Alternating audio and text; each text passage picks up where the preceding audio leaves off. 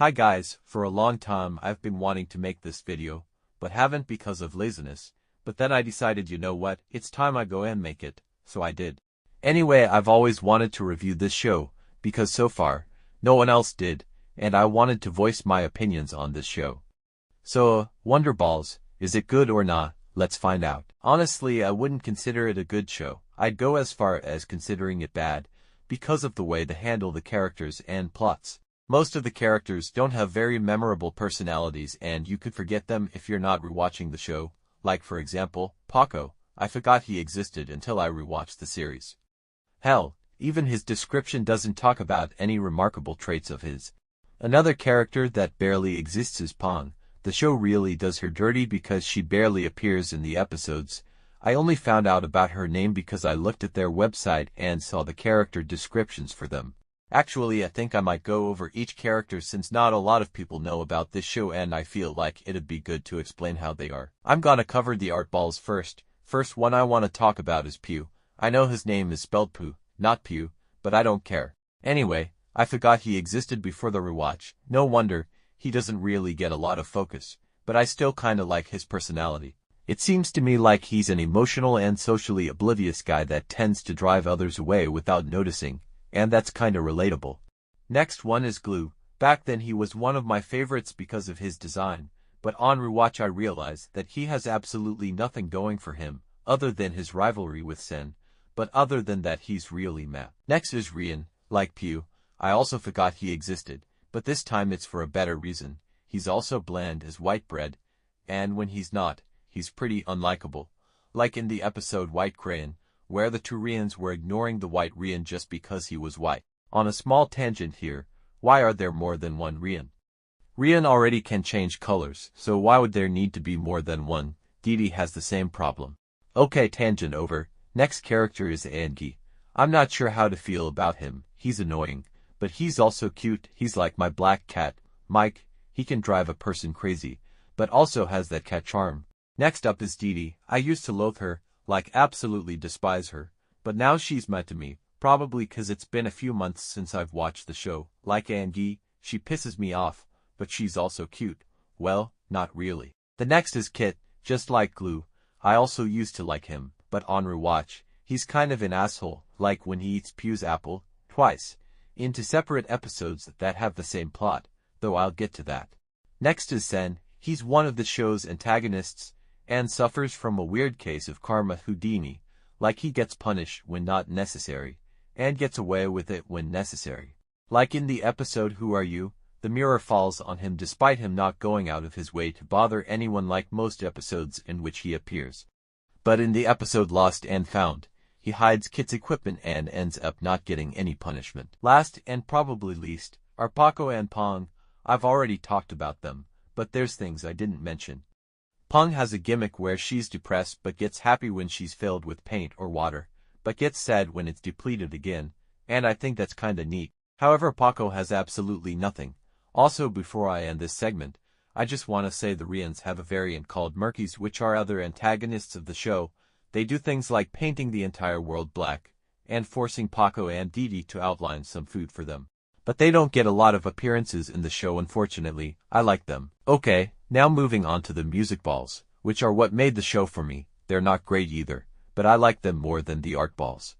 Starting off with Clang, I think he's pretty cool. He seems to have some sort of brain damage, and if you know me, you know I love characters that look like they took 92 billion drugs. Plus, he's also not an asshole for no reason. Well, that is if you don't include the episode I Love Skating. Next is Tillo. We were bound to get a character with anger issues, but besides that, he's not very interesting. I mean, he does have a rivalry with Rico. I think they just love to be at each other's throats. Next is Kuya. Like Clang, he also looks like he took a lot of drugs, except he seems more reserved, if that makes sense. Like, he's not crazy mentally insane, he's more like crazy energetic. He's pretty mid to me. Next on the list is Vanny, one of the most forgettable of the music balls. According to his description, he's supposed to be egocentric and acting like he's better than everyone else, but the show does a poor job at demonstrating that. Next is Rico. He has the most punchable face out of everyone, to be honest. I really do not like him, but he doesn't piss me off enough to say I hate him. He also doesn't have a lot of personality. Ting, oh boy, this one is a real piece of work. She acts like SpongeBob, except it's not the good one from seasons 1 to 3, it's the one from a season 6 episode. She's constantly cheery, sometimes disturbing the peace of others, and doesn't get consequences for it. I mean, there are very rare instances where she is likable, like in the episode Vanny the Gentleman, but that's only because everyone else was being an asshole to Vanny and she actually helped him instead of mock him. Bevo is the next. I hate the fact that he's the most memorable character even though he's a selfish asshole. There's even an episode dedicated to that called Greedy Vivo, although in that episode, he actually gets punished for being selfish, so at least there's that. Honestly, I don't know if I hate Ting or Vivo more, but for now, let's say I hate Vivo more. Now for the last music ball, Oko, the goat.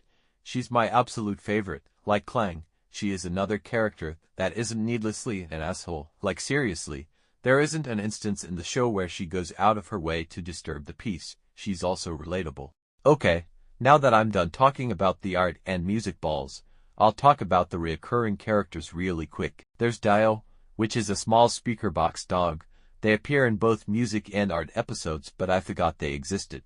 There's Boom, which is a giant S-bomb that appears at the end of certain episodes to explode the scenery, and honestly, I'm all here for that.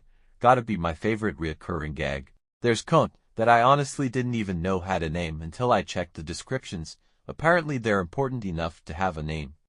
And there's also female versions of Pew and Paco for some reason, but they only appear in one episode. Now that all the characters are covered, I'll talk about my issues with the way the show handles the plots. Honestly, some of them just feel incomplete or unoriginal, like for example, there's an episode called Tasty Apple which involves Pew taking care of an apple until it grows. He leaves it alone. Kid and Glue then take the chance to eat the apple. However, they panic and decide to disguise the apple core. However, Pew notices the apple was eaten and cries, making a second apple appear from the tree. I already take issue with the fact that Kit and Glue don't get punishment for what they did, but what's even worse is the episode Switched, which follows the same plot except Glue is replaced by Angie. And Pew laughs upon seeing the disguise instead of crying and making a second apple. Another episode I loathe is Help Me, Firefly. Simply because nothing happens.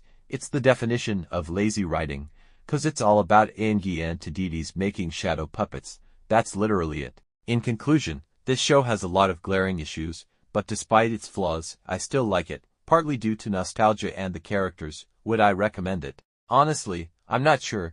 This show is very hit or miss, so you either like it or not like it, but if you're curious then I suggest you give it a watch. Anyway, that's all. Bye.